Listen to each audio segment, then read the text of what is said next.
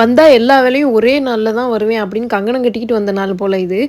Next day வந்துட்டு 100 cup cakes வந்து return gift கொடுக்கணும். இது வந்து என்னோட ரெகுலர் கஸ்டமர் தான் வந்து இந்த ஆர்டர் கொடுத்தாங்க. இந்த இயராச்சும் பரவாயில்ல, 100 பீசஸ். போன இயர் வந்துட்டு 400 வந்து கொடுத்துருந்தாங்க. அப்போ நான் வந்து அழுதுகிட்டே தான் பண்ணிட்டு இருந்தேனே. ஏன்னா என்னால் முடியல தனியாக மேனேஜ் பண்ணவும். 400 பீசஸ் பண்ணணும், டைமும் ஆகிட்டே இருக்குது.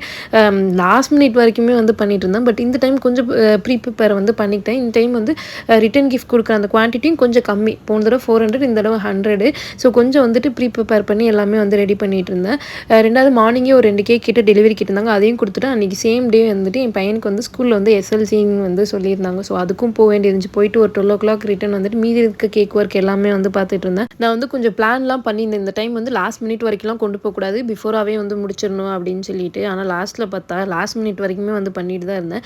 இது கூட வந்து மெயின் கேக்கும் வந்துட்டு ஆர்டர் பண்ணியிருந்தாங்க. பட் இந்த கேக்ஸ் எல்லாமே வந்து சேஃபாக நான் 50 கிலோமீட்டர்ஸ் தாண்டி எடுத்துகிட்டு போகணும். சேஃபாக எடுத்துகிட்டு போனேன்னா இல்லையான்னு நெக்ஸ்ட் வீடியோவில் பார்க்கலாம். பாய்.